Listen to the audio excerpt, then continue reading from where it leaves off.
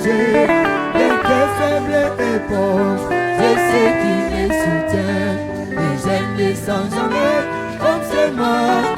Oh Seigneur, Seigneur, tu sais la point d'amis.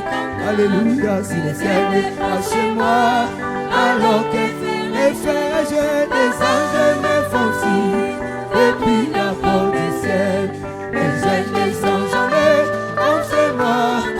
Oh Seigneur, Seigneur, tu sais la point d'amis comme moi. Oh, si le ciel n'est pas chez moi, alors que les frères, les anges me font signe depuis la porte du ciel. Et j'aime les sans jamais, comme c'est moi. Oh oui, merci Seigneur. Oh oui, merci Seigneur. Oh Seigneur, je te loue pour la prédestination. Oh Seigneur, je te loue pour la prédestination. Oh oui, merci. Oh merci Seigneur. Oh oui, merci Seigneur. Oh Seigneur, je te loue pour la prédestination. Mon Seigneur, je te loue pour la prédestination.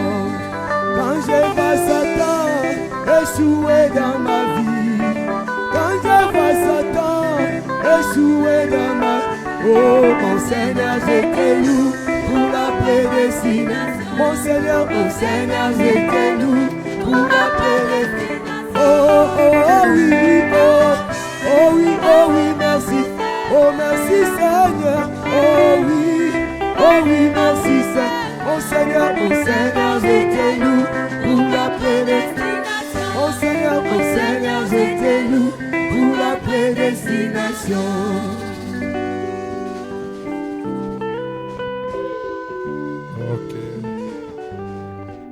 Que le Seigneur vous bénisse richement. Bwana Mungu awabariki sana. Je vous salue au nom de Jésus-Christ. Ninawalamukia mujina la Bwana Yesu Kristo. Je vous salue au nom de Jésus-Christ. Namisalimia tena mujina la Bwana Yesu Kristo. Répondez comme des hommes vivants. Je vous salue au nom de Jésus-Christ. Ninawalamukia mujina la Bwana Yesu Kristo. Est-ce que vous êtes dans la joie d'être ici? Muko na furaha kujikuta magharibi hapa? Amina.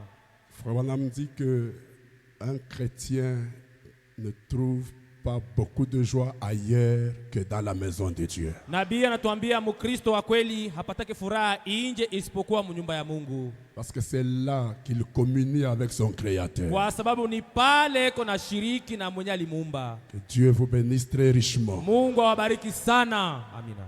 Remercions le Seigneur ce soir tunamshukuru Bwana Mungu magharibi ya leo d'avoir permis que nous puissions nous rassembler ici. Kwa kuruhusu tukusanyike mahali hapa. Et je vous remercie chacun de vous na shukuru kila mmoja wenu tena d'être présent ici ce soir. Ya uwepo wenu magharibi hapa. Disons tous merci Seigneur. Tuseme wote asante Bwana. Et je suis content de vous revoir depuis que nous nous sommes séparés le jeudi passé. Ya kumiona tena tangu tuliachana mkazi ine iliyopita. Je salue le conseil des diacres. Je vois quelques diacres de na lamukia kundi ya washemasi na wana washemasi nous allons vous saluer. Na wote tunawalika msimame kwa saluer. Les huissiers, levez-vous, on va vous saluer. Wasaidizi wa shemasi vile vile msimame Je tawasalimia. vois quelques frères de Elroy. Levez-vous, on va aussi vous saluer. Et les sœurs Siana. Na wadada kama weko wa Elroy. Voilà. Vraiment. Ils ont dit, bon, allons voir un peu qu'est-ce que notre pasteur fait là-bas. Balisema tuende mbele tukamwangalie mchungaji wetu ako nafanya nini kule. Parce qu'aujourd'hui j'ai annoncé à l'église. Juu leo nilitangazia kanisa là chez moi kule kwangu que il y a encore une église ici. Ya kwamba kuko kanisa ingine hapa qui s'appelle yenye inaitwa Trophée de Grâce Tabernacle. Asema Trophée de Grâce maskani. Je ne sais même pas où est-ce que vous êtes allé chercher ce nom. Sijui hata wapi kule mnaenda kutafuta ile njina. C'est grave. Bon, comme le nom a de l'influence, je crois que vous serez des trophées de grâce à Lubumbashi. Ah, ici à Lubumbashi. Donc, c'est vous qui serez des trophées de grâce. Ah, Les croyants sont terribles. Baaminifu beko matata kweli. Quand j'ai vu ce nom, j'ai dit, mais Wakati niona hii jina ils nikasema sont allés le trouver où? balienda kuitafuta wapi? C'est très bien. Ni vema kabisa. Que Dieu soit loué pour tout Mungu ça. apewe sifa juu ya ile. Ce que j'admire chez vous, Kile ninafurahikia na natamani kwenu c'est le courage que vous avez. ni bidii ambayo naona ndani yenu. Vraiment, je n'ai jamais vu des gens aussi courageux. Kwa kweli hakika siyaonaka watu wa bidii namna hii. Haka C'est pas possible. haiwezekane kweli. Vous êtes tellement décourageux. Muko kweli wenye kufadhaishwa, samani wenye bidii. Et c'est bon parce que Frère Branham dit Dieu n'aime pas les lâches. Ni kweli kwa sababu nabii Branham anasema Mungu apendake batu babovu. Et Dieu ne peut même pas utiliser les lâches. Mungu hawezi hata kutumikisha mtu mlegevu. Dieu utilise les gens courageux. Mungu anatumikisha batu benye kuwa na uhodari. Vraiment, votre courage m'impressionne. Hakika bidii na uhodari wenu inanifurahisha. Et je crois que si vous restez comme ça Na ninaamini mkiendelea kubakia hivi et que vous y associez davantage de Dieu na mnaongeza zaidi Mungu muhimu mambo et davantage d'humilité, na zaidi kujitoa, vous serez alors les trophées de grâce hakika kweli mtakuwa vikombe vya ushindi vya neema et vous irez très loin. na mtaenda mbali. Je devais arriver à longtemps, j'étais bloqué dans un embouteillage ici. Nilipaswa kufika zamani lakini nilichelewa, kulikuwa ambuteage huku. J'ai dû laisser le véhicule et je suis venu à pied. Nikaacha gari nikakuja kwa mguu. Parce que je ne voulais pas que vous puissiez continuer à chanter. Juu sikupenda mwendelee kuimba mnaponda muda bure. Dieu nous a donné les pieds pour Mungu marcher. alitupatia miguu ili tutembee. Alors l'heure est déjà avancée. Muda usha kusonga sana.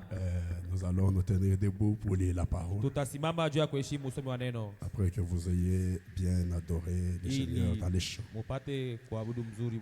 Après que vous ayez adoré le Kisha mwe kuabudu alors mzuri nous Bwana allons katika tenir nos nyimbo. têtes pour prier. Tutainika vichwa kwa ajili ya kuomba. Dieu notre Père, Baba Mungu wetu, tu as vu que tes enfants sont venus ce soir, uliona watoto wako walikuwa hii magharibi. sûrement pas pour écouter et voir un homme leur parler, Hakika si kuja kusikia mwanadamu kusemezana nao, mais quelque chose en eux leur a dit. lakini kitu kimoja ndani yao kilibambia, Allons là-bas à l'église, twende kule kanisani. notre Seigneur viendra et nous parlera. Bwana wetu atakuja na kusema nasi. Viens alors, le moment est venu pour leur parler Kuya basi muda unaendelea kusema nabo, et encourage-les davantage, na uwatie moyo zaidi, aide-les davantage, Seigneur. uwasaidie zaidi Bwana.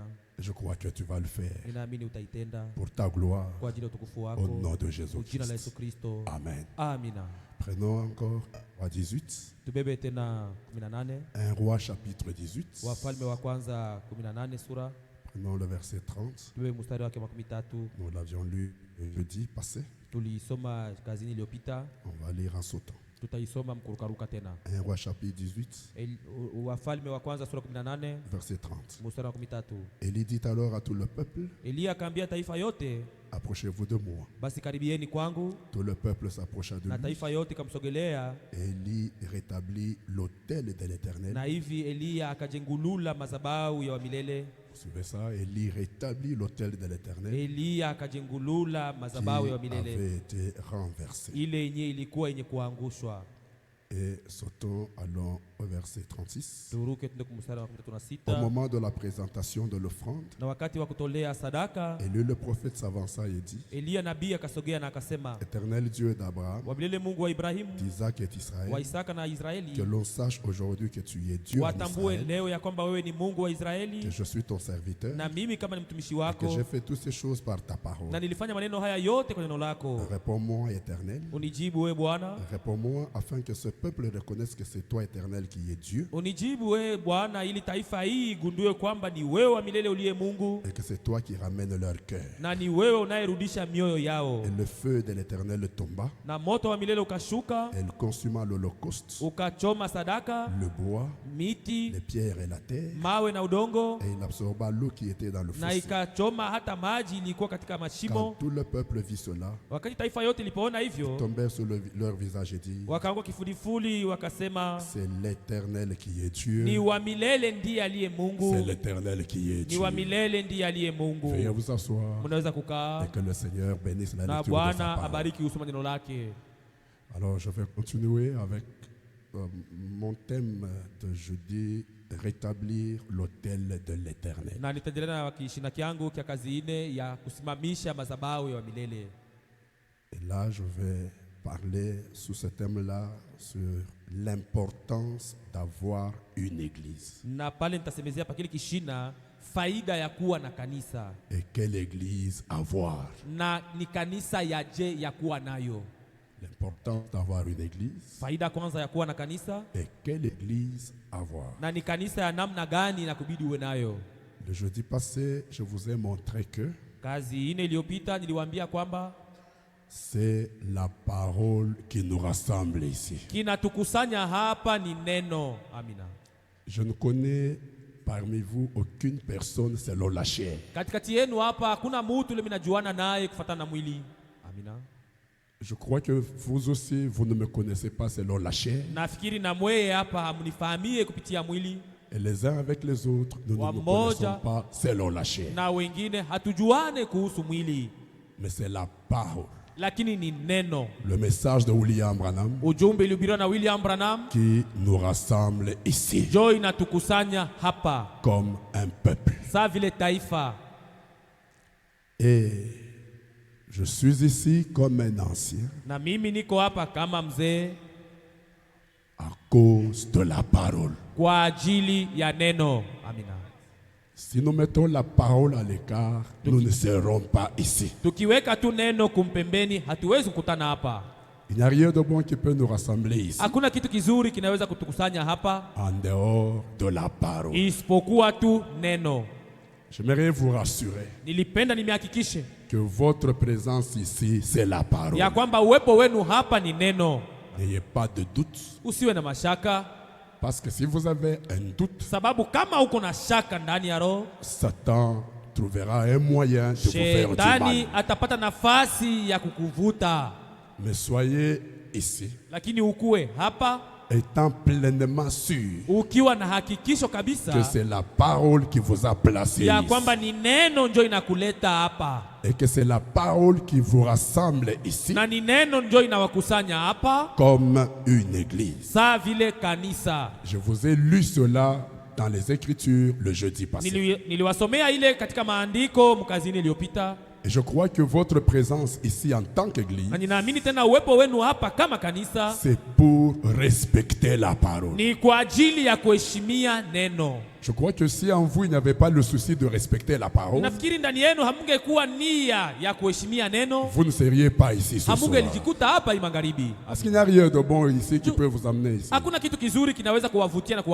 C'est sous des bâches, sous la poussière, parce que pour vous, c'est la parole qui prime au-dessus de tout.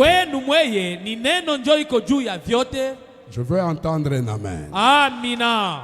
Et votre présence ici prouve que vous avez le souci de respecter le message.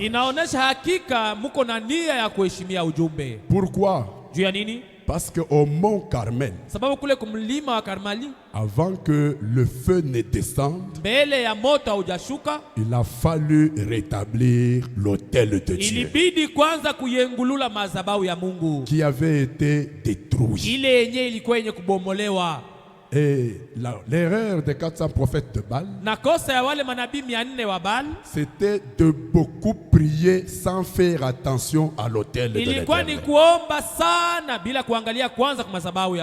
Ils se sont même fait des incisions dans le corps, pensant que Dieu allait avoir pitié d'eux. Quand il va voir le sang qui leur coule, Dieu va dire vraiment, vous faites pitié alors. Je réponds à votre prière et je vous envoie le feu. Frère Branham dit, la pitié de Dieu, ce n'est pas cela. La pitié de Dieu, c'est pour celui qui observe sa parole. Je vais entendre un amen. Amen. Et pendant qu'il faisait tout ça au mont Na Carmel, wakati walikuwa wanafanya ile mambo yote kumlima wa Karmelio, Élie les regardait. Elia alikuwa Et anawaangalia. Élie savait que Elia alikuwa anajua kwamba le feu ne descendra pas. moto hautashuka. Peu importe tous les cris qu'ils font, là, Hata balalimike je, le feu ne descendra pas. moto hautashuka. Parce que Sababu l'autel de l'Éternel est détruit. madhabahu ya milele ni yenye kuharibika. Alors jusqu'au soir, Hadi na magharibi ils se sont fatigués. bakachoka. Écoutez mes frères, Sikia mes ndugu sœurs, yangu, brada yangu, Dieu ne répond pas à la prière parce que vous êtes fatigués, Mungu hajibi yake kwa maombi juu wewe unachoka, parce que la voix est partie, juu sauti inakatika, parce que le corps est devenu frêle. juu mwili unalekea. Non, non, non, non, non, non, non, non. Hapana, hapana, Dieu hapana. regarde à sa parole. Mungu anaangalia kuneno yake.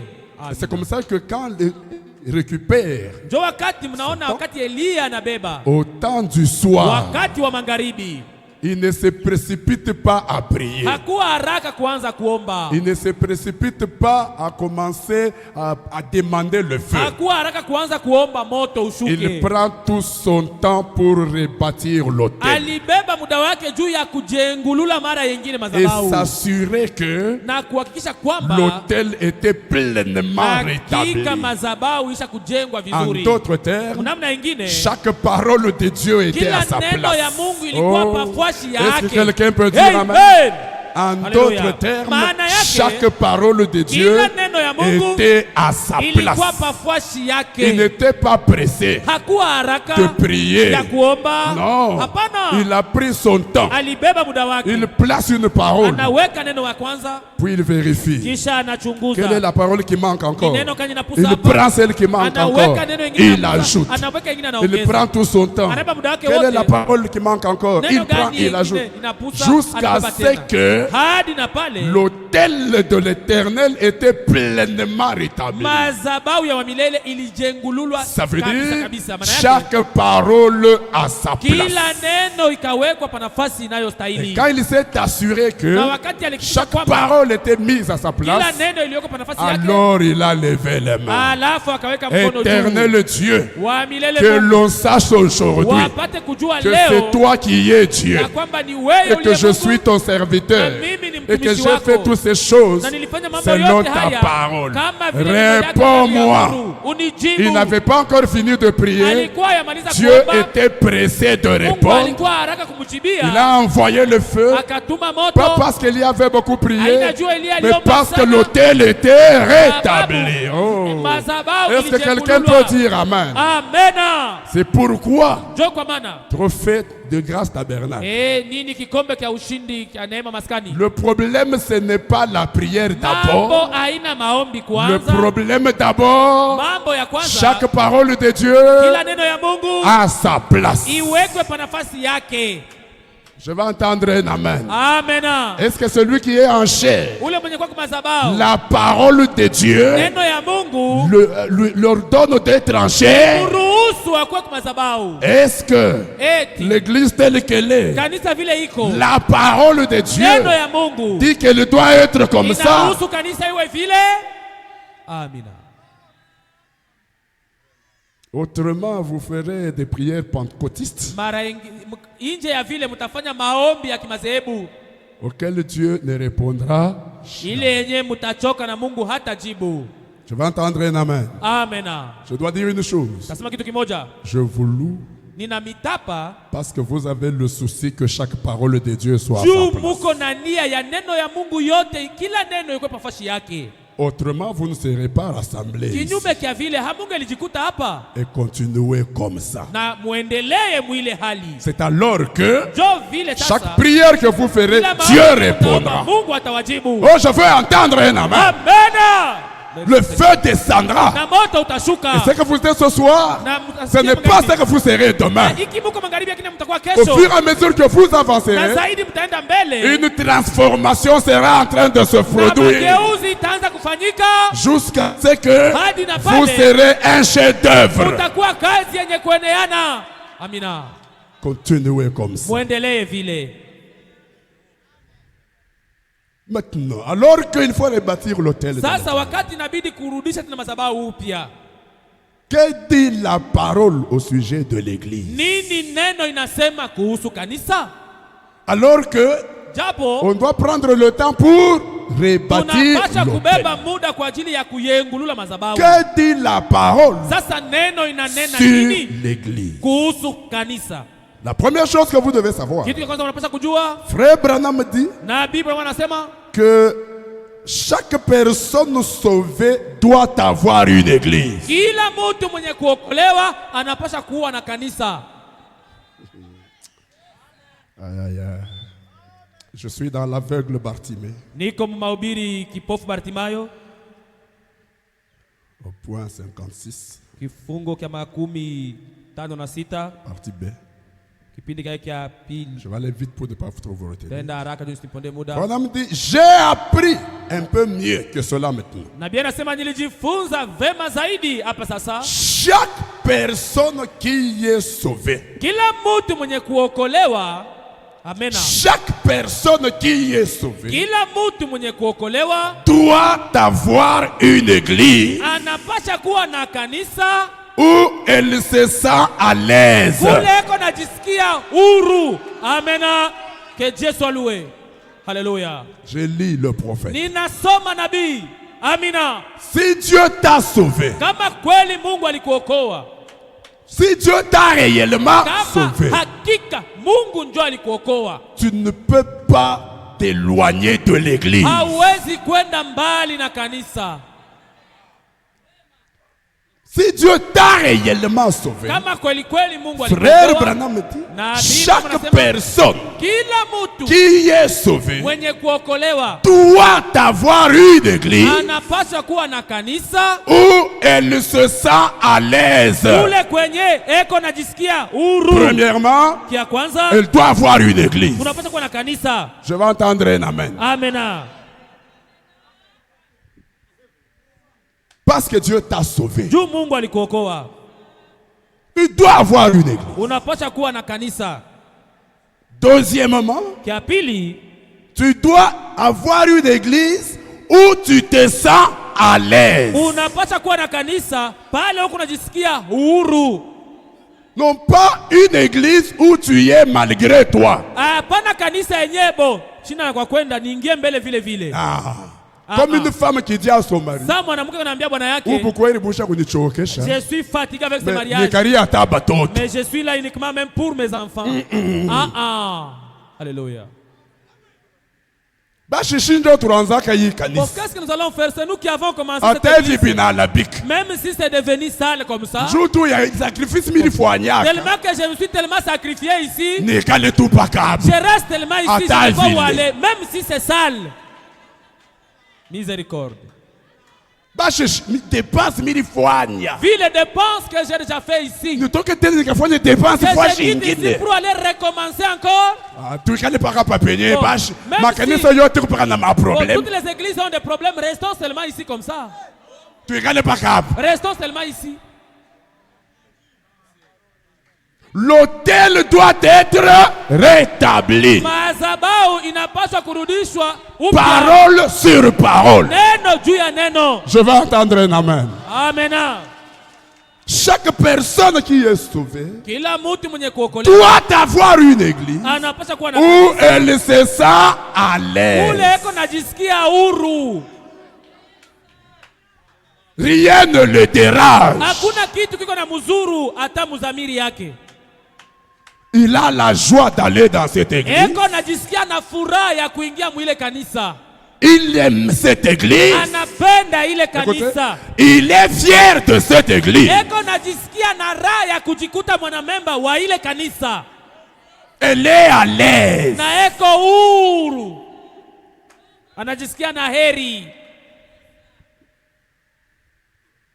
Écoutez, c'est là où les frères mariés doivent faire attention. Sikia, njoo pale banduku benye kuoa banapasha kukebange sana. Parce que c'est vous qui choisissez l'église pour votre famille. Juu weye bwana njoo kuna chakula kanisa juu ya jamaa yako.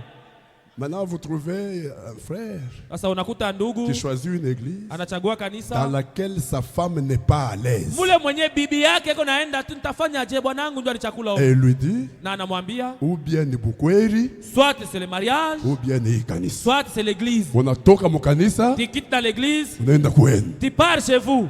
Alors, Bon. elle est obligée de rester là Dada analazimishwa abakie pale pour garder le juu ya mariage kuchunga bukweli, malgré elle. hata vile roho yake haina pale. C'est une responsabilité de gérer un foyer. Ni mapasho na ni bujito wa kuchunga familia. Et Frère Madame dit, Nabii anasema chaque personne qui est sauvée kila mtu mwenye doit kuokolewa avoir une église, anapaswa kuwa na où il se sent kanisa, à l'aise. kula anajisikia Elle heri, devrait se retrouver dans l'église. na anapaswa kujikuta ndani ya kanisa. Et là, Na pale chaque fois que l'église tient un service, kila mara wakati kuko kazi ou kanisani, chaque fois que vous passez par là, au kila mara yenyewe kunapitia pale, entrez, unaingia, ouvrez les portes, fungua milango, entrez, ingia, priez, omba, ou faites quelque chose. au fanya kazi fulani. C'est pourquoi si vous êtes sérieux, Ndio kwa maana kama uko kujiheshimia, vous devriez avoir un endroit consacré à l'église. unapaswa kuwa Ou même unapaswa kuwa quand nafasi quelqu'un passe, ya kuitolea juu ya kanisa. Kama mtu il peut dire anapita, j'entre anasema d'abord, niingie mbele hapa, je fais une prière niombe mbele avant de continuer. mbele ya mimi Je kuendelea. crois que Dieu va vous aider. Nafikiri Mungu atawasaidia. Amina. Maintenant, je voudrais une petite analyse. Nilipenda nifanye uchambuzi kidogo. Si Frère Nam dit chaque personne qui est sauvée doit avoir une église. Kama kila mwanadamu, kama nabii anasema kila mtu mwenye kuokolewa anapaswa kuwa na kanisa. Maintenant, toi tu dis, Sasa wewe unasema moi je n'ai plus besoin d'église. mimi nachoka mambo ya Je vais makanisa, rester chez moi et écouter les tabakia tu bandes. kwangu nianze kushikia tu kanda. Je me pose la question, tu es sauvé? Na kuuliza kufuatana na hivi neno nabii anasema huko mwenye kuokolewa, Parce qu'ici, juu hapa chaque personne qui est, nabii je vais entendre un amen. anasema kila Chaque mtu personne mwenye qui kuokolewa, est sauvé, kila mtu mwenye kuokolewa doit, anapaswa ni mkazo. pas peut, Hainasema bo anaweza, doit anapaswa kwa mkazo, avoir une église. anapaswa kuwa na kanisa. C'est comme ça qu'aujourd'hui, Ndio vile leo nous assistons à des gens qui ne sont pas sauvés, qui ne veulent plus avoir d'église. tuko naona kubahati bale wenye habayaokolewa na habapende kuwa na makanisa. Non, tous les pasteurs ont failli. Bapastere bote banashindwa ndugu yangu. En Israël, Muisraeli Élie pensait qu'il était resté seul. Elia alikuwa anawaziaisha bakia yeye moya, Et qu'Akab avait tué tous les prophètes de na kwamba l'Éternel. Akaba aliua batu bote. Lui, il était prophète. Yeye alikuwa Il nabii, voyait des visions. alikuwa na maonyo, Mais Dieu ne lui avait jamais montré une vision lakini Mungu akumwoneshaka onyo qu'il y avait quelqu'un d'autre ya kwamba là-bas. kulikuwa mtu mwingine kule, Mais Dieu est venu lui dire, lakini Mungu Élie, akamwambia tu n'es Elia, pas seul. hauna we moya, J'ai encore 7000 niko na batu bengine 7,000 qu'Élie ne connaissait pas. benye Elia hakuwa najua. J'ai encore 7000 Niko na batu bengine dans 7,000 cette ville mwimuji qui n'ont jamais fléchi le genou devant Baal. benye habayapikaka Et magoti mbele ya Branham Bwana. Na dit, Dieu ne manque pas de témoins. Mungu ashipusake Oh, bashuhuda. je veux entendre un amen. Amen. Dieu ne manque pas de témoins. Mungu ashipusake Chaque bashuhuda. personne qui est sauvée Kila mtu mwenye kuokolewa doit avoir une église anapaswa kuwa na où elle kanisa. se sent. Kule kwenye kunajisikia huru. Acclamez d'abord le Seigneur. Shangilia kwanza Bwana. Amen, amen, amen, amen. Amen. Gloire à Dieu. Sifa kwa Mungu. Maintenant, pourquoi Sasa juu ya nini avoir une église? kuwa na kanisa? Vous comprenez d'abord que si vous êtes sauvé, Mnaelewa kwanza kama msha kuokolewa avoir une église. unapaswa kuwa na Et kanisa. vous savez que Na mnajua kusema nous ne sommes pas sauvés aujourd'hui. si atuokolewe leo. Dieu nous a sauvés quand? Mungu alituokoa wakati gani? Depuis la fondation du monde. Tangu misingi ya ulimwengu yaonekana. Et nous devons avoir une église Tusikie unapaswa kuwa où na nous nous kanisa. sentons à l'aise. Kule Alors tu ce soir, unajisikia na furaha si yote. tu n'es pas à l'aise ici, Sasa magharibi kama haujisikie heri na furaha il faut hapa, aller chercher une église uende tu katafute kanisa où tu te sentiras. kule utajisikia à l'aise. Maintenant, pourquoi avoir une église Sasa juu ya nini kuwa na kanisa? où on se sent à l'aise? Kule utajisikia La huru. tempête approche. Zuruba inakaribia. Au Mahubiri point ya nabii 20, frère Wanam. kifungu 12 nabii anasema L'église, kanisa pourquoi l'avoir? juu ya nini kuwa nayo? L'église Kanisa ne fait pas de vous un chrétien. haikufanye wewe uwe Mkristo. Amena. Ah, je veux entendre un amen. Amena. L'église Kanisa. ne fait pas de vous un chrétien. Haikufanye wewe Mkristo. L'église Kanisa vous aide seulement à devenir chrétien. inakusaidia tu ugeuke uwe Mkristo. Donc je ne peux pas devenir chrétien Sema siwezi kuwa Mkristo sans avoir une église. kuwa na kanisa. Une église dans laquelle je me sens à l'aise. Kanisa yenyewe ile ni mule niko najisikia na furaha. L'église Kanisa vous aide seulement inakusaidia à tu devenir chrétien. ya kuwa Mkristo. Elle vous aide Inakusaidia à rester ce que vous êtes ya kubakia kile uko en naissant. wakati unazaliwa. Quand Amina. vous naissez de nouveau, Wakati unazaliwa mara ya pili, l'église vous aide kanisa inakusaidia à rester ubakie un homme né de nouveau. mtu mwenye kuzaliwa mara ya pili. Gloire à Dieu. Elle vous aide Inakusaidia à faire une ya expérience. kufanya umuonje Mungu. L'église Kanisa vous aide inakusaidia à faire une expérience. upate kuonja Mungu Pendant que vous communiez ensemble wakati muko na shiriki pamoja avec des frères de la même précieuse foi. na wandugu wenye kuwa na imani moja moja ya damani. L'église vous aide. Kanisa Ça veut inakusaidia. dire Maana yake l'église est une grande aide. kanisa ni msaada munene. Ah, je veux entendre un Amen. amen. L'église est une grande aide. Kanisa ni msaada mkubwa. C'est pourquoi Ndio maana il est important ni ya faida d'avoir une église. ya kuwa na kanisa. Très important. Ya faida kabisa. L'église est une grande aide. Kanisa ni msaada mkubwa. Pas un groupe de prière, non, Hapana non, kikundi mais cha watu wa maombi, lakini l'église. kanisa. Je vais entendre un amen. Napenda kusikia amina. Amina. L'église Kanisa est une grande ni aide. msaada kabambi. Ya kwanza Elle vous aide à devenir chrétien. inawasaidia kuwafanya ukuye Mkristo. 2. Ya pili, Quand vous naissez wakati de unazaliwa nouveau, ndani mara ya l'église pili, vous aide kanisa inakusaidia à rester, vous ubakie maintenir.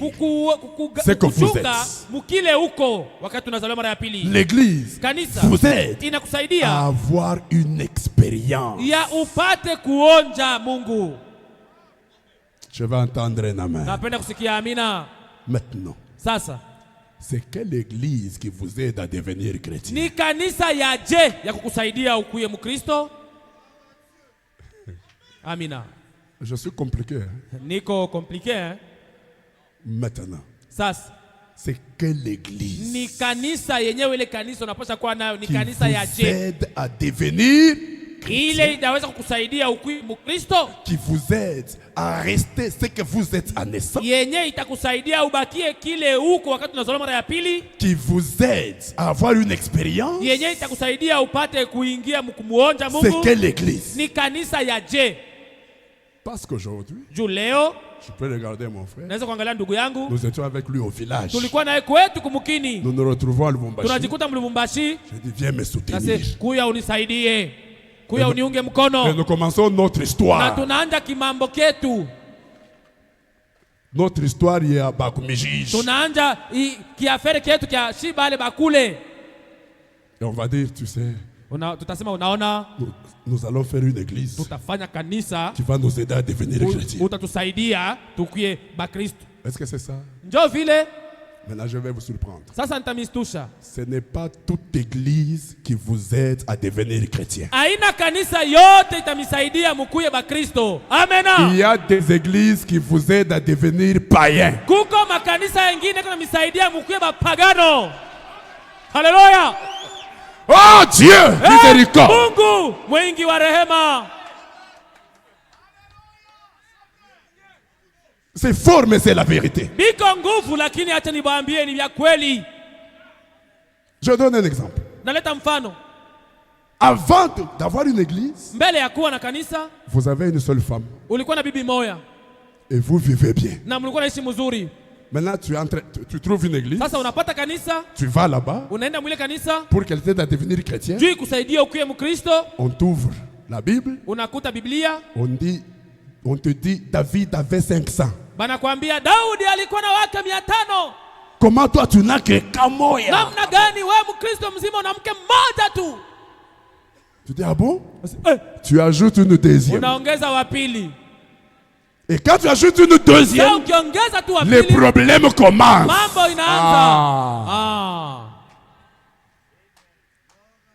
Cette église, ile kanisa, les problèmes commencent. Mambo inaanza. Tu perds la paix que tu avais. Unapoteza salama ulikuwa nayo. Je vais entendre un amen. Napenda Tu kusikia amina. perds la paix que tu avais. Unapoteza salama ulikuwa nayo. Et c'est des problèmes interminables. Na ni mambo inaanza yenyewe imalizikake. Finalement, hakika, par la pression des problèmes, kupitia usukumo, uvuto wa mamambo, tu t'empoisonnes. We moyo unakunywa sumu. Qui t'a aidé à t'empoisonner? Nani alikusaidia ujipatie sumu? L'église. Kanisa. Hallelujah. Ce n'est pas toute église qui vous aidera à devenir chrétien. Sio kanisa yote itakusaidia ukuye Mkristo. Ce n'est pas parce qu'elle s'appelle trophée de grâce tabernacle Aina juu inaitwa kikombe cha ushindi wa neema qu'elle vous aidera à devenir ndio chrétien. itakusaidia ukuye Mkristo. Non. Hapana. C'est fort mais c'est la vérité. Je dois le dire. Ni nguvu lakini ni kweli, lazima niwaambie. Papa Mungu akubariki. Mzazi, Mungu akubariki. C'est mon pasteur associé. Ni mchungaji wangu Simama mbele baba, Simama mbele. Kotaklame d'abord. Voilà. Ubenizi. C'est mon pasteur associé. Ule ni mchungaji associé wa mzee. Écoutez. Msikie. Merci. Asante sana. Ce n'est pas toute église qui vous aidera à devenir chrétien. Sio kanisa yote itakusaidia ukuye Mkristo. Il y a des églises Kuko qui makanisa aident les gens à devenir plus inasaidia païens. watu waendelee kuwa wapagano. Je prends un exemple. Nabeba mfano. Tu ne buvais pas. Haukuwa na kunywaka. Quand tes parents t'ont élevé, Wakati wazazi yako walikukomalisha, ils te disaient ici, chez-moi pas la boisson. Hapa kwangu sipende kunywa pombe. Et tu ne buvais pas. Na haukuwa na kunywa. Tu entres dans l'église. Unaingia mkanisa, on te prêche grâce étonnante. Banakuambia banakubiri neema ya Grâce kushangaisha. infinie. Neema ya show mwisho. Nous sommes sauvés par la grâce. Tulisha kuokolewa tu ni neema. Quand la Bible dit Jésus buvait, wakati Biblia inasema Yesu alikuwa anakunywa, est-ce que c'est de l'eau qu'il eti ni buvait? maji alikuwa anakunywa? Toi qui ne buvais pas, Wewe mwenyewe avant d'avoir l'église, mbele ya kuwa na kanisa, l'église kanisa t'apprend à boire, à boire. inakufundisha kuanza kunywa. Tu deviens plus païen que ce que tu étais Unakuwa avant. mpagano kuzidi kabla hata hujaamini. Vous n'avez pas besoin d'une telle église. Hauna na lazima ya kanisa ya namna ile. Vous avez besoin d'une église qui vous aide à devenir chrétien. Ah, je veux entendre un amen. Amen. Et c'est quelle église qui peut vous aider à devenir chrétien?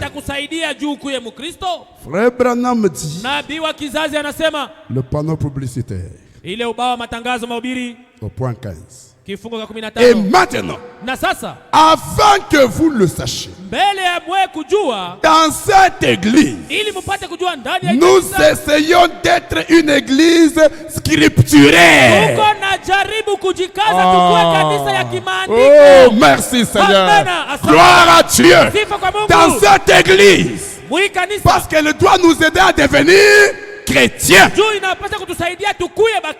Alors, nous essayons d'être une église scripturaire qui s'en tient juste à la Bible. Amen. Yenye kusimamia mpaka pa Biblia. Pas l'église de Bakwa Fulani, Bakwa Fulani, Bakwa Fulani, Bakwa... Non. Mais une église scripturaire. Lakini kanisa ya kimaandiko. Hallelujah. Pas une église de oh, comprends-moi. Comprends-moi, frère. Bon, comprenons-nous, frère. Hein? C'est la faiblesse humaine, frère. Non. Comprenons-nous ailleurs. Mais ici, nous essayons d'être une église scripturaire. Je veux entendre un amen. Amen. Oh non, frère, comprenez-moi, frère, comprenons-nous, frère. Oh non, tu vois, c'est là. Non, non, non, non, c'est là-bas.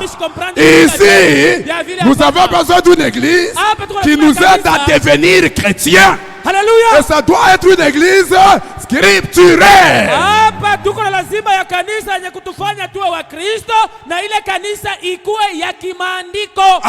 Hallelujah. Kanisa ya Kanisa, une église scripturelle selon les Écritures. Amen. Frère Branham dit, Nabii wa kizazi anasema tout ce qui est dit kile kyote kenye à kusemwa n'importe quel endroit haizuru fashi dans la Bible, ndani ya Biblia. nous suivons cela exactement tel quel. Tuko na kifuata paka vile kimenenwa. Haleluya. Amina. Voilà l'église qui nous aidera à devenir chrétiens. Jo kanisa ya namna ile. Est-ce que je peux entendre un amen? Amen. Nos frères, Oh ndugu, Tukubantu, nous sommes des humains. Ulana muntu njonani. Qui n'est pas humain parmi nous ici? Dieu lui-même c'est un homme Mungu ye mwenyewe ni muntu. qui n'est pas humain. Mwenyewe sio muntu ni nani? Qui n'est pas humain. Washo muntu ni nani? Frère, Oh ndugu, comprendre. ça arrive, Binafikaka ni maungo hii. Unaona à l'église? mukanisa. À l'église? Mukanisa. Chaque personne qui est sauvée Kila mtu mwenye doit kuokolewa avoir anapaswa une kuwa église na où elle se kanisa sent. mule anajisikia huru. Pourquoi avoir cette église? Juu ya nini kuwa na kanisa ya Elle vile? va l'aider à devenir. Itamsaidia ule mtu akuye Mkristo. C'est quelle église? Si kanisa ya Une kweli. église Ya scripturelle. kimaandiko. Merci Seigneur Jésus. Amina. Je veux entendre un amen. Amen.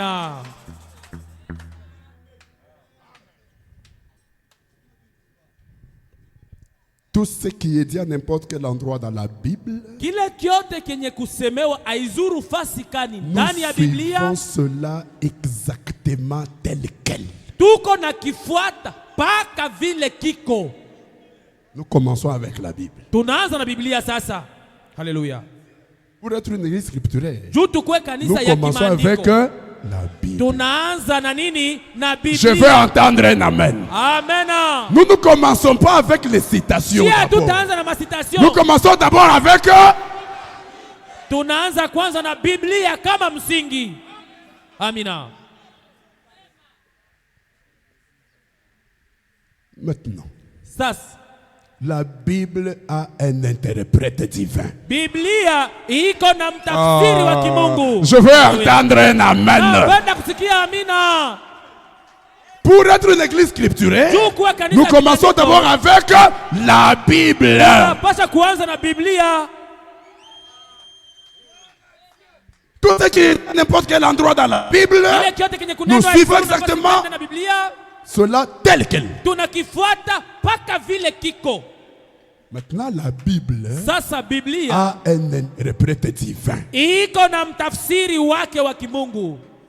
C'est pourquoi, Jo kwa maana quand vous lisez Colossiens 4, ukisoma Wakolosai sura yake ya 4 au verset 16, mustari wake wa 16, Paul, Paulo en son jour, siku yake en son âge, wakati kizazi kyake comme messager de l'âge, saa vile mjumbe wa kile kizazi Éphèse, cha Waefeso, des églises. aliambia kanisa yake, Il avait des églises. alikuwa na makanisa. Au verset 16, il dit, Wakolosai, lorsque cette lettre aura été lue chez vous, wakati kibarua hiki kitasomwa kwenu, Paul écrivait les lettres Paulo kwa anaandika mabarua qu'on devait lire ile walipata kusoma dans chaque église. mukila kanisa. Quelqu'un peut dire Amen? Amena. Alors, il écrit aux Colossiens, Sasa kaambia Wakolosai, il dit, lorsque cette lettre aura été lu chez vous, faites en sorte qu'elle soit aussi lue dans l'église de Laodicéens. Et que vous lisiez à votre tour celle qui vous arrivera de Laodicée.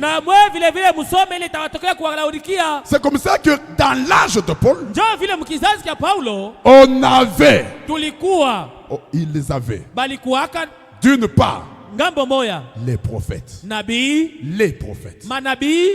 le livre d'Ésaïe, Zacharie et tout ça, et de l'autre côté, les lettres de Paul. Ça veut dire le message de Paul. Je veux entendre un amen. Amen. C'est pourquoi, pour être une église scripturelle, nous commençons par la Bible. Mais la Bible a un interprète divin. Alors cet interprète divin, vous croyez aujourd'hui que c'est William Branham? Croyez-vous ça? Si vous jetez Branham, je plie mes bagages, je pars. Vous croyez Branham? Voici ce qu'il dit. Question réponse numéro 2 de 64. Au point 15. Si vous croyez que je suis ce que vous dites, un serviteur de Dieu, un prophète, écoutez ce que je vous dis. Je veux entendre un amen. Si vous croyez que je suis ce que vous dites, un serviteur de Dieu, un prophète, écoutez ce que je vous dis. Voyez-vous, il ne se peut que vous ne le compreniez pas. Et si c'est le cas, alors faites simplement ce que je vous dis de faire. Dieu me tiendra pour responsable de ce que je dis. Vous faites quoi? Faites seulement ce que je vous dis. Si vous avez bien compris, une église scripturaire, qu'est-ce qui se fait? C'est que la Bible dit.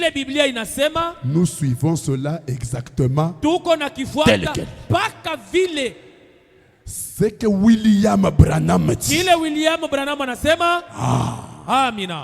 C'est que William Branham dit. Même sans le comprendre, nous le faisons. Et si nous le faisons, Frère Branham dit, c'est moi que Dieu tiendra pour responsable.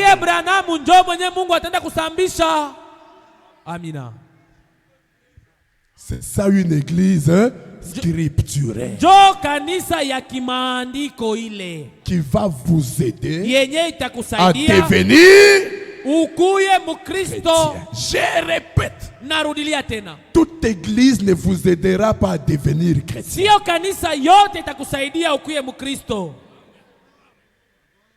Une église qui n'est pas scripturaire, une église qui n'est pas scripturaire, quelque chose arrive, la parole dit ça. Neno inasema hivi waziwazi. Ndugu yangu, tulitoka na wewe mbali frère, acha vya vile. Tukia tuko pembeni, tunaanza na wewe hapa. Frère. Une telle église kanisa ya ile namna ne fera jamais de vous un chrétien. Haitakufanya wewe ukuye Mkristo. Elle ne vous aidera pas à devenir un chrétien. Haitakusaidia ukuye Mkristo. Amen.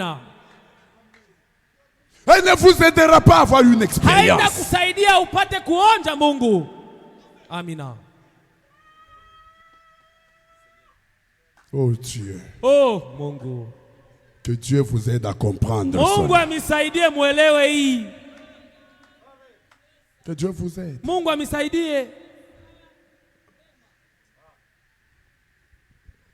Deuxièmement. Mara ya pili. Je suis dans Marc 16. Niko katika kitabu cha Marko 16 au verset 20. mstari wa 12. Pourquoi il faut une église scripturelle? Juu ya nini inabidi kanisa ya kimaandiko? Écoutez.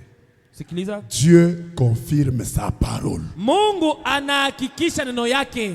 Amena. Quand vous lisez Marc 16, ukisoma Marko 16 au verset 20, mstari wa 12, c'est ce que la Bible dit. Nini Biblia inasema? Je vais dire une chose là. Tasoma kitu kimoja pale. Lisons d'abord Marc 16, 20. Tusome kwanza kitabu cha Marko 16 mstari wake 12. Il parle des disciples. Anasemezea juu ya wanafunzi. Et ils s'en allèrent, les disciples, na wakaenda prêcher partout. Wakahubiri pahali Le pote. Seigneur travaillait avec eux Na Bwana alikuwa anatumika pamoja nao. Et confirmait la parole. Na Mungu alikuwa anathibitisha au kuhakikisha neno yake par les miracles qui l'accompagnaient. Kupitia miujiza yenye ilikuwa na wasindikiza. Dieu confirmait quoi? Mungu alikuwa anathibitisha nini? Il ne confirmait pas les apôtres. Mungu hakuwa anahakikisha ba mitume. Non. Amina. Hapana. Dieu ne peut pas être intéressé à confirmer les hommes. Mungu hawezi kuwa pale kuanza kuhakikisha bantu. Dans un âge, Mukizazi, Dieu confirme un seul. Mungu anakonfirme moya tu. Pour que les gens de cet âge aient confiance en lui. Batu babwile kizazi bakuwe na tumaini ndani yake. Hallelujah. Il appelle Moïse. Anamuita Musa. Il lui donne le message. Anampatia ujumbe. Et la délivrance Na ufungulifu des enfants d'Israël. ya watoto wa Israeli. Puis il lui dit Moïse, Kisha anamwambia Musa, je vais amener ces gens nitafikisha babangu à avoir confiance en toi. kuwekee tumaini. Rassemble-les à la montagne. Ubakusanye kumlima. Sanctifie-les pendant 3 jours. Uwasafisha siku tatu. Puis établir les limites. Kisha uweka mipaka. Au 3e jour, siku ya tatu, je descendrai au sommet de la montagne. Kuchonga ya mlima. Hallelujah. Pour faire quoi? Pour te confirmer devant le peuple, pour que ce peuple ait confiance en toi. Merci Seigneur. Et Dieu n'a jamais confirmé Josué. Dieu il a dit à Josué, médite jour et nuit sur la loi de mon serviteur Moïse. C'est alors que tu auras du succès dans tes entreprises. Toi, je ne te confirme pas. J'ai déjà confirmé Moïse, à qui j'ai donné le message. Maintenant, toi, médite. Fikiri. Oh. Alléluia. Médite. Fikiri. Jour et nuit. Sur la loi de Moïse. Amenons ça aujourd'hui. Dieu descend. Il confirme celui-ci. Il confirme celui-ci. Et puis les deux hommes là ne se parlent pas. Tous deux confirmés par le même Dieu. Ils ne se parlent pas. Celui-ci a sa photo de la colonne de feu. Dieu l'a confirmé. L'autre a sa photo de la Dieu l'a confirmé. Mais les deux là ne se parlent pas. Dieu ne fait pas des bêtises comme ça. Aujourd'hui, Dieu a confirmé un seul homme. C'est William Marion Branham. Maintenant, nous tous, il nous dit quoi? Méditons jour et nuit sur le message. C'est alors que nous aurons du succès. Pourquoi? Confiez-vous en ces prophètes. Vous réussirez. Vous réussirez. Amen.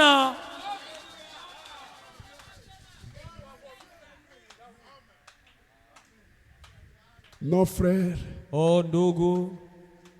Même si je fais ça, tu dois savoir qu'est-ce que tu dis. Hein? Parce que moi, Dieu m'a déjà confirmé. Ah, tu les membres. Ah, Tchabile. Laisse ça. Ah, Tchabile. Laisse ça. Laisse ça. Non. Ah, Tchabile. Non, laisse ça. Mon frère, moi, Dieu m'a déjà confirmé.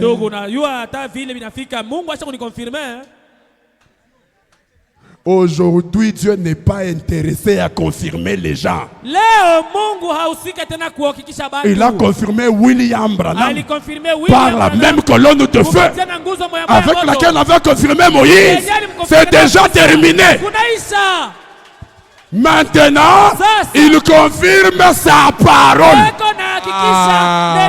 Je veux entendre un amen. Amen. Merci Seigneur.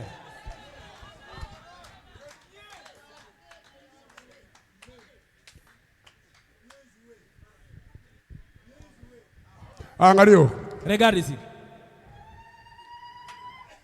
Quelqu'un avait dit, vous n'allez pas m'intimider. Vous vous rappelez, non? Quelqu'un avait dit, vous n'allez pas m'intimider. Et puis, bien ma intimidation, mon message. Abinamo. Bien kuongopeshana dans la parole, ces choses n'existent pas. Ça n'existe pas dans la parole. Nos frères. Oh ndugu. Je suis un serviteur unapaswa kujua après tout niko mtumishi wa Mungu mwenye kuhakikishiwa na Mungu. Na nos intimides pas. Laisse ça. Laisse ça. Tu t'as confirmé où et quand? Mungu alikuhakikisha wapi? Et il va te confirmer pourquoi? Na atakuhakikisha juu ya kazi. Pourquoi? Juu ya nini? Pourquoi? Juu ya nini? Tu as quel message pour qu'il te confirme? Uko na ujumbe gani juu Mungu akuhakikishe? Acha bile. Laisse ça. Non.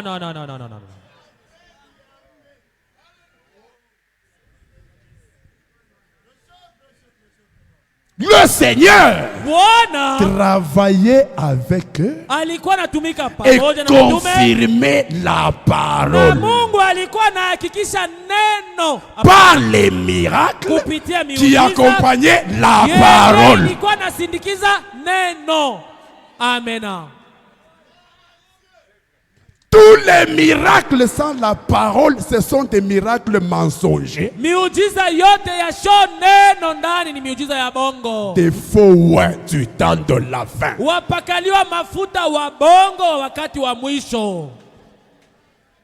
Moi, quand j'ai prié, je n'ai jamais dit confirme-moi.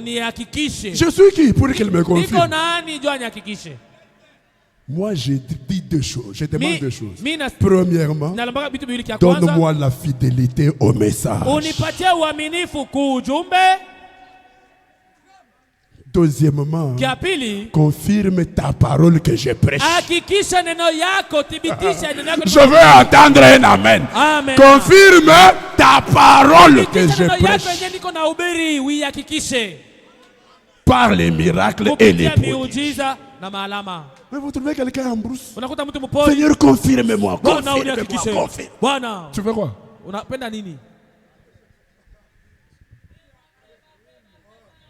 C'est pourquoi, si vous voulez les miracles dans l'église, soyez une église scripturelle. Dieu confirmera sa parole. Je vais entendre un amen. Amen. Vous êtes fâchés?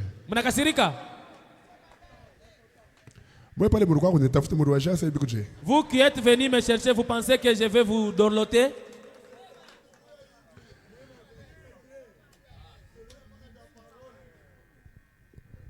Deuxièmement, une église qui peut vous aider à devenir chrétien.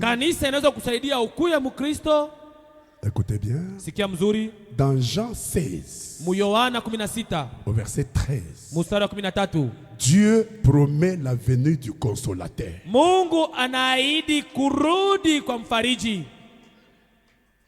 Il dit quand le consolateur sera venu, l'esprit de vérité, il vous conduira dans toute la vérité. Et une église qui doit vous aider à devenir chrétien, c'est une église conduite par le Saint-Esprit. C'est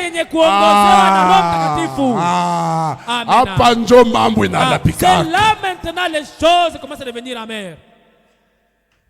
Une église conduite par le Saint-Esprit. Kanisa yenyewe ni ile yenye kuongozewa na Roho Mtakatifu. Le consolateur promis. Mfariji mwenye aliahidiwa. C'est ça l'église qui peut vous aider à devenir chrétien. Jo kanisa ya namna ile itakusaidia ukuye Mukristo. Pas une église conduite par la pensée d'un homme. Hapana kanisa yenye kuongozwa na mawazo ya par l'intelligence d'un homme. Au na kuyua kwa muntu. Par le savoir-faire d'un homme. Au na kuyua kwa kazi kwa muntu. Non frère, tu sais, moi j'ai beaucoup d'expérience. Ndugu unayua nishakuwa na experience ya mingi tangu niliaminiaka. Comment on conduit l'église? Najua namna j'ai beaucoup d'expérience. Mingi najua. Quelle expérience? Kuonja kwa je. Frère Branham dit, le guide que Dieu a placé devant l'église, c'est le Saint-Esprit. Kiongozi mwenye Mungu aliweka mbele ya kanisa ni Roho Mtakatifu. Amena. C'est comme ça que aujourd'hui on a des églises conduites par la pensée humaine. Leo tuko na makanisa ndani ya ujumbe yenye kuongozwa na mawazo ya watu. Quelle est la preuve? Ushuhuda uko wapi? Frère Branham dit, nabii mwana anasema le Saint-Esprit ne reniera jamais sa parole. Roho Mtakatifu hata katalaka neno yake hata siku moja. Le Saint-Esprit ne sortira jamais de la parole. Hasta tokaka kamwe nje ya maandiko. Amina. Quand il n'y a pas de problème, wakati hakuna mambo, quelqu'un dit, mtu atasema c'est le Saint-Esprit qui nous conduit. Ni Roho Mtakatifu ndio anatuongoza. Qui me conduit, frère. Ndio ananiongoza. Parce qu'il n'y a pas de problème. Sababu hakuna shida. Maintenant, quand un problème surgit, sasa wakati mambo inafika, on présente la parole. Banaonesha neno ya kufuata. Le Saint-Esprit qui conduisait anakatala neno asema hii hapana. Donc tout ce temps ici, ce n'était pas le Saint-Esprit qui conduisait. Parce que si c'était le Saint-Esprit, il n'allait pas renier sa parole. Il n'allait pas sortir de la parole. Et vous savez, vous pouvez tromper un jour, mais vous ne tromperez pas tous les jours. Amen. Vous pouvez tromper pendant un temps, mais vous ne tromperez pas tout le temps. Le trou du mensonge n'a jamais été profond. Tu vas dire, frère, ici, c'est le Saint-Esprit qui me conduit. C'est le Saint-Esprit qui me conduit. Dieu regarde et dit, tu mens. Attends. Il provoque une situation. Pap. Maintenant on vient avec la parole. Non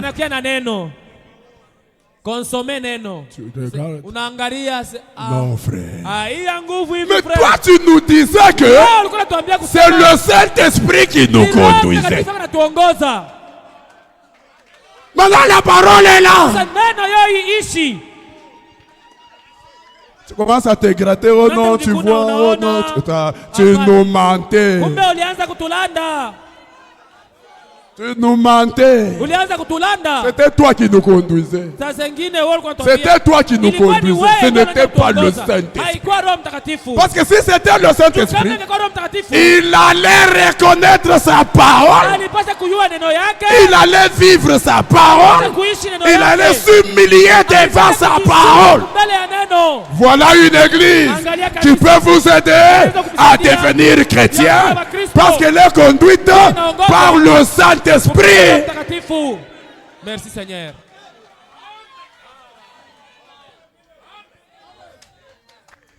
Frère Branham dit, regardez à l'invisible. Au 13. Je pense qu'il en est ainsi aujourd'hui. Si bien que l'église est devenue un rassemblement social, au lieu que ça soit à nouveau la conduite du Saint-Esprit.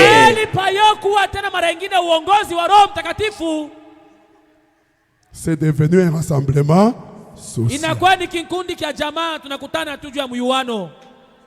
Bashi kama mimi natoka, tenda wapi? Si je quitte vraiment, je vais aller où?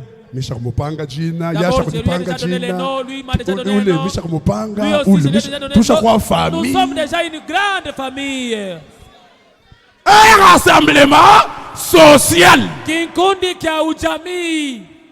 Umunjo mule metapata kokaji. D'abord c'est ici on va me donner le travail. D'ailleurs, ici j'ai la chance d'être épousé. Les frères me connaissent déjà. Un rassemblement social. Une telle église ne vous aidera jamais à devenir chrétien. Amen. Au lieu que ça soit à nouveau la conduite du Saint-Esprit et le baptême du Saint-Esprit. Trophée de grâce tabernacle. Si le Saint-Esprit ne vous conduit pas, vous n'êtes qu'un rassemblement social. Même si vous baptisez les gens, ils ne deviendront jamais chrétiens. Si vous voulez être une église qui peut aider les gens à devenir chrétiens, soyez une église conduite par le Saint-Esprit. Et le Saint-Esprit garde toujours sa parole. Je vais entendre. Amen. Une église qui peut vous aider à devenir chrétien. C'est une église dans laquelle les gens reçoivent le baptême du Saint-Esprit. Dieu descend, il baptise les gens du Saint-Esprit. Voilà l'église qui peut vous aider à devenir chrétien. Et vous savez, lorsque Dieu agit dans une telle église, voici comment ça se fait. Une délivrance totale. Au point 13. Je pense qu'il en est ainsi aujourd'hui. Oh là là. Excusez-moi. J'ai mal noté la chose. C'est là où Frère Branham dit, quand Dieu commence à agir dans l'église, il commence par le pasteur, puis dans le conseil, puis dans l'église. Amen. Pourquoi? La vie vient de la chair et se propage dans l'église. La mort aussi. Alléluia. La mort aussi commence ici et se propage dans l'église. C'est pourquoi Dieu n'avait pas dans l'Ancien Testament ordonné à un homme avec la sémence d'être un sacrificateur. Il fallait un lévite sans sémence. Comme il n'a pas de sémence, il ne peut pas transmettre sa propre vie. Maintenant Dieu prend sa sémence, qui est sa parole, il met en lui pour que ça soit la seule sémence qui se met à se propager dans l'église. Parce que la sémence de Dieu, c'est ça la vie éternelle. Amina. Écoutez, c'est vous qui m'avez invité, je ne suis pas venu vous chercher. Alors je dois vous dire la vérité. Je vais parler. Je vais parler. Parle. C'est moi qui vous ai invité. C'est vous qui êtes venu me chercher. Je vais parler.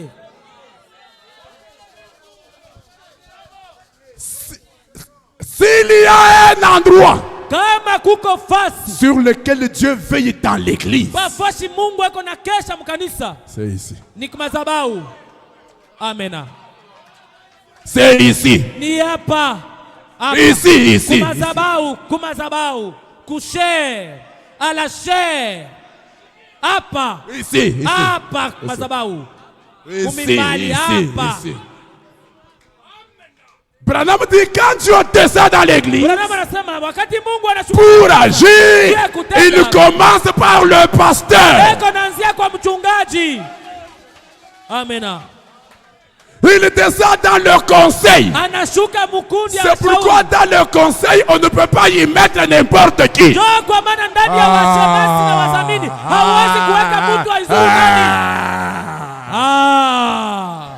Alléluia. Dans le conseil, on ne peut pas y mettre n'importe qui. Parce que quand Dieu descend pour agir dans l'église, il commence par le pasteur, il descend dans le conseil, puis il se déverse dans l'église. Oh non, tu es mon petit frère. Tu vas bien garder le secret. Diacre. Laisse des choses comme ça. Alléluia. Laisse ça. Va faire ça dans l'huile d'épaisse. Dans l'UNAFEC, pas dans l'église. Qui doit aider les gens à devenir chrétiens.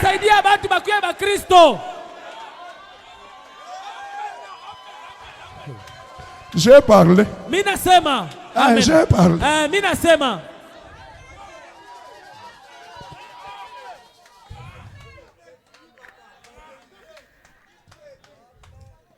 Rétablir l'autel pour que le feu de Dieu tombe.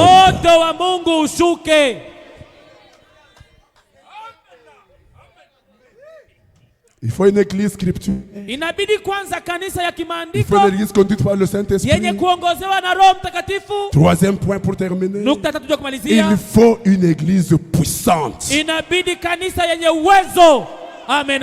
Je veux entendre un amen. Il faut une église puissante.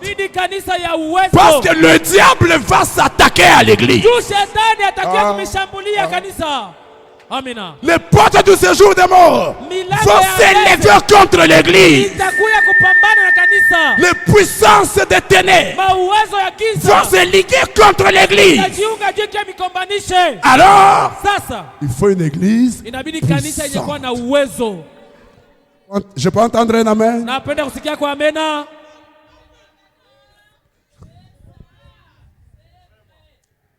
Maintenant, quand on arrive à une église puissante, comme vous allez en brousse chaque samedi, Seigneur, donne-nous une église puissante.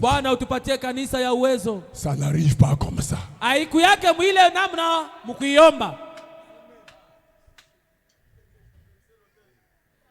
Ça n'arrive pas comme ça. Voici comment l'église devient puissante. Humilie-toi. Humilie-toi 36. Montre-moi une église qui est humble. Vraiment humble. Pas une église arrogante. Simplement une église humble et douce. Et je vous montrerai là une église qui a en elle la puissance de Dieu. Amen. Gloire à Dieu. C'est là où les faucons pentecôtistes ne comprennent pas.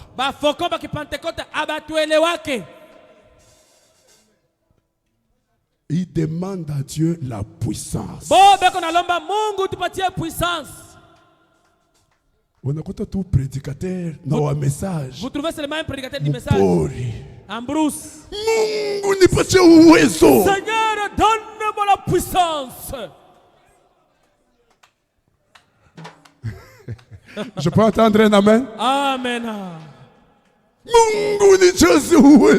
Seigneur, remplis-moi de ta puissance.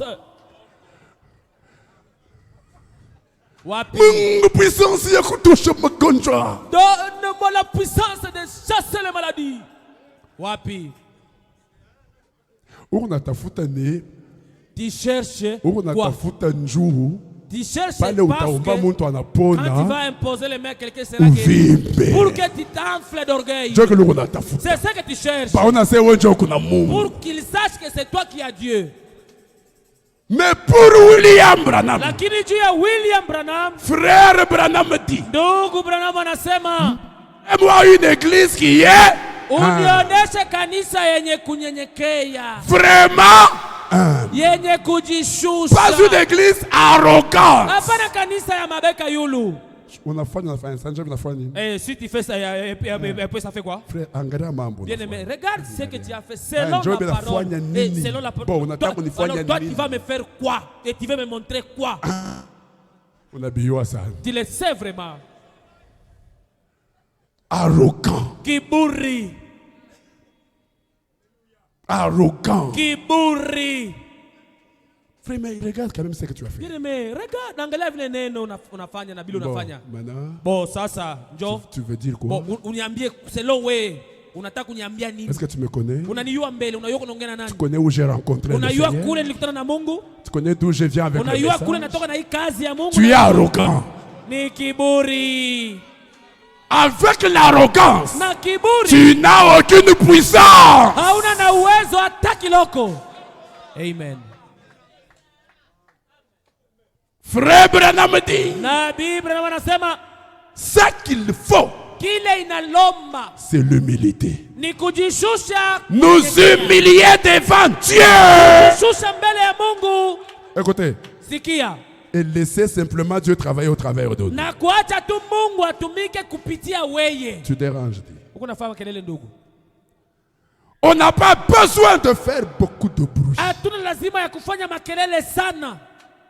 Non, notre église, notre église. Kanisa yetu, unaona kanisa yetu, unaona kanisa yetu hii. Non. Parfois, saa zingine, c'est comme l'a dit ce fermier. Iko sawa vile alisema yule mlimaji. Il est allé au champ avec son chariot. Alienda kumashamba na mkokota wake. Et chaque fois que celui-ci était une bosse, na kila mara wakati ilikuwa napita karibu, ça faisait du bruit. Ilikuwa nafanya makelele mkwenda. Il continuait. Alikuwa anaendelea. C'est pourquoi on dit en français, les tonneaux vides. Asema ntuku ya shoma inafanya makelele sana. Moi je suis. Tu es qui? Wewe uko nani? Mais il dit, lakini anasema, le même chariot, lakini ile mkokoteni moya gari yake moya moya, à son retour, mukurudia, il était rempli de la récolte. Ilikuwa inaisha kuyala na mavuno.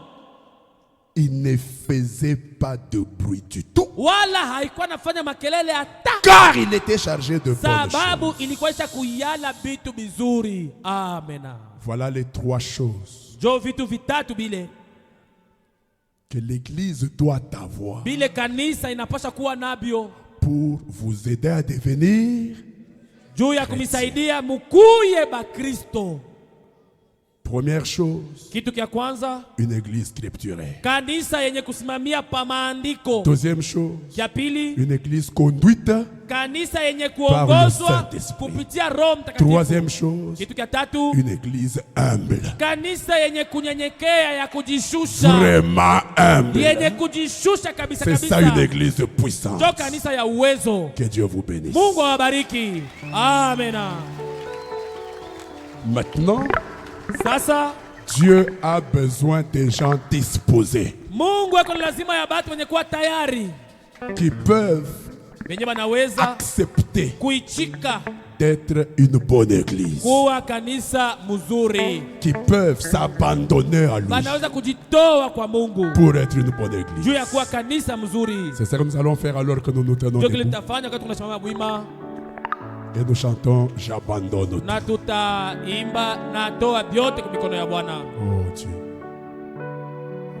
Lèvons nos mains vers le Seigneur. Tuweke mikono yetu juu. Pour nous abandonner à Dieu. Juu ya kujitoa kwa Mungu. Afin que nous soyons une église. Ili tukuye kanisa. Qui peut nous aider à devenir. Inaweza kutusaidia tukuye ba Kristo. Lèvons nos mains vers le Seigneur. Tuweke mikono yetu kwa Bwana yulu. Abandonne, je lui donne tout librement. moi j'abandonne. Oh Dieu, alléluia, c'est vrai. J'abandonne, j'abandonne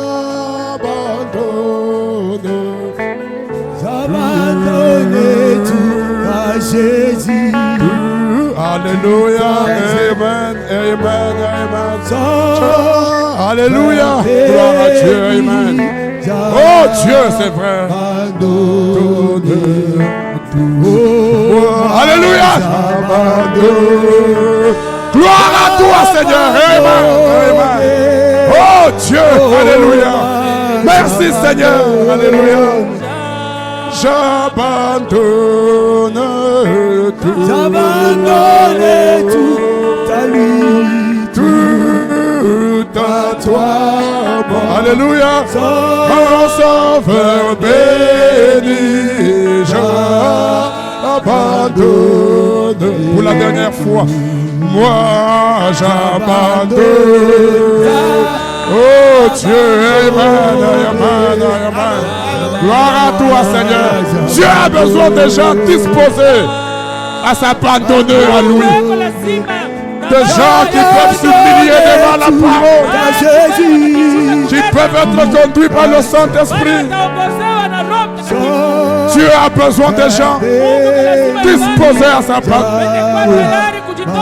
Est-ce que tu peux dire, Seigneur, j'accepte de m'abandonner à toi. Dis ça une minute. Donne tout. Alléluia. J'abandonne tout. J'abandonne tout à Jésus. Tout à toi, mon Sauveur béni. Lèvons nos mains vers le Seigneur.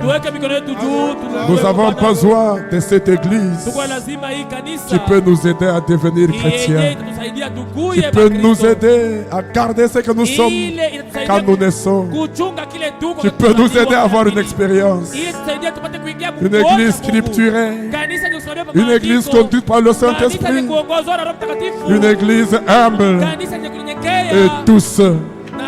Et Dieu a besoin de gens qui peuvent s'abandonner pour produire une telle église. Alors dites à Dieu, Seigneur, je m'abandonne à toi. Je suis disposé. Ah, c'est vrai.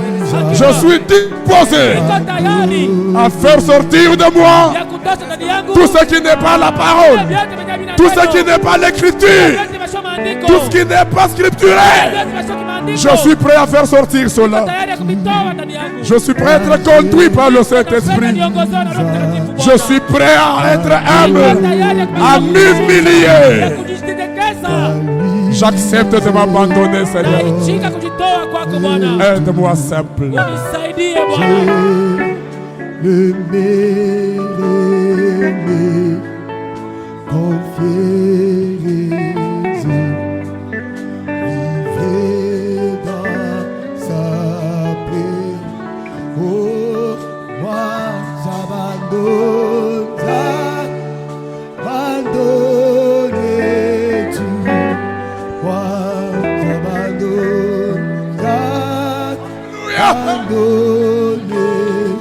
J'abandonne tout à Jésus, tout à toi, mon Sauveur béni. J'abandonne, oh moi, j'abandonne,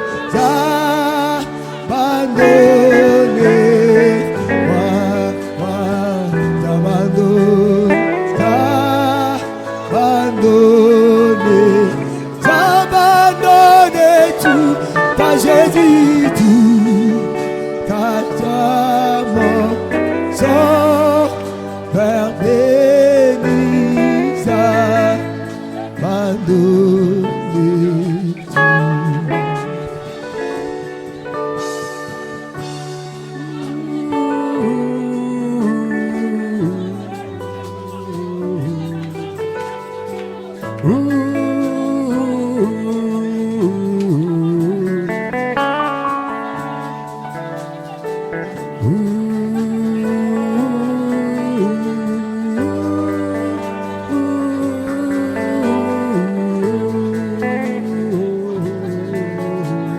Prions le Seigneur maintenant.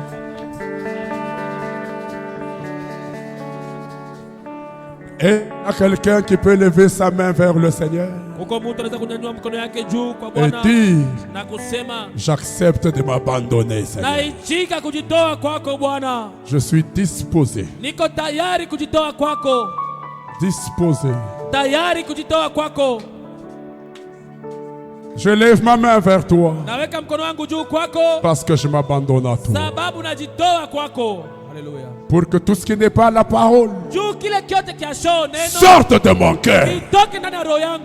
Tout ce qui n'est pas scripturel, que cela me quitte. Que cela sorte de ma vie. Que cela sorte de mon cœur. Je veux être conduit par le Saint-Esprit. Et je veux m'humilier, Seigneur, pour avoir ta puissance. Je veux m'humilier. Lève ta main si c'est ça ce que tu veux. Dieu Tout-Puissant, voici les mains qui sont levées, Seigneur. C'est des cœurs qui reconnaissent que ta parole est la vérité et qui acceptent de s'abandonner à toi pour que tout ce qui n'est pas scripturel dans leur vie soit jeté dehors et sorte de leur vie au nom de Jésus-Christ. Père, ils acceptent d'être conduits par le Saint-Esprit. Puisse le Saint-Esprit entrer dans leur cœur afin de les conduire tout au long de leur vie ici-bas sur la terre. Seigneur, ils acceptent de s'humilier. Alors que l'Esprit de Jésus entre dans leur cœur afin que comme Jésus s'était humilié, lui qui était Dieu, il a accepté de mourir comme un homme. Que son esprit entre dans leur cœur pour qu'ils s'humilient à leur tour. Qu'ils s'humilient devant ta parole. Qu'ils s'humilient les uns envers les autres afin d'être des hommes et des femmes puissants. Pour tenir bon devant le diable. Pour tenir bon devant la puissance de l'ennemi. Devant toutes les portes du séjour des morts. Accorde-leur cela. Alors qu'ils ont les mains levées vers toi. Moi aussi, Seigneur. Au nom de Jésus-Christ. Maintenant, Seigneur, s'il y avait des malades ici, touche-les, Seigneur, de ta main divine. Et guéris les paix. Pour confirmer ta parole par les miracles et les prodiges qui accompagnent ta parole. Réponds aux besoins de tes enfants. S'il y en a qui avaient des difficultés, j'ordonne à ces difficultés de les quitter au nom de Jésus-Christ.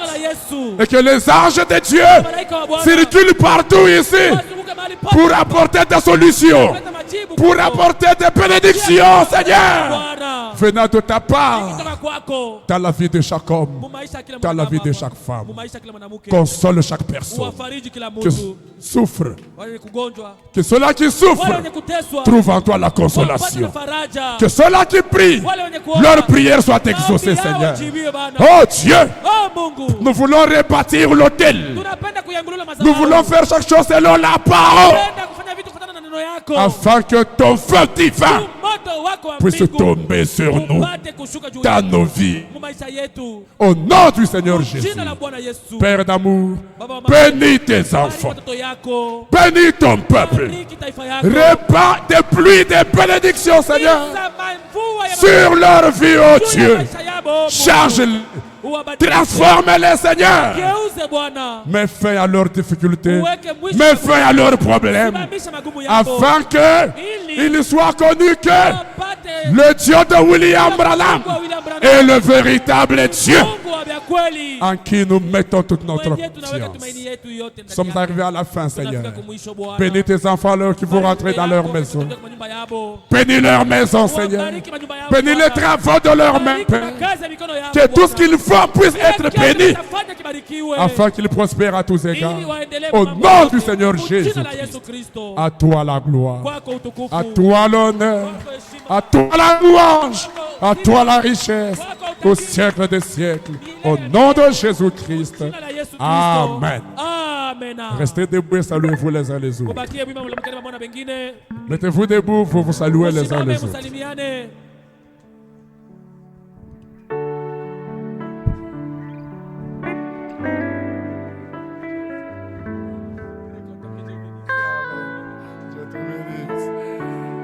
Mulamukiane mwambiane Mungu akubariki. Mupokeleane Mungu akubariki. Saluez-vous, dites-vous que Dieu vous bénisse. Maintenant dites à ton ami là, rétablissons l'autel de l'Éternel.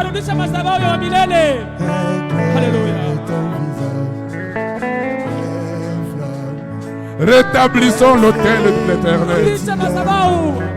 Oh, merci. Alors,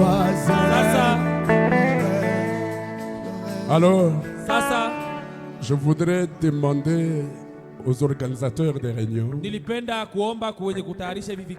que cette semaine, que le service tienne vendredi et non jeudi. Jeudi, je serai occupé. Vendredi, je serai libre pour venir vous parler encore. Amen. Est-ce que vous êtes d'accord? Amen. Merci. Asante. Et nous allons faire un effort. J'ai beaucoup malmené frère Rémi. Parce que moi, je ne voulais même pas qu'aujourd'hui qu'on se réunisse ici. Alors je crois que on va faire un effort pour que le vendredi, on se retrouve dans un cadre un peu mieux que celui-ci.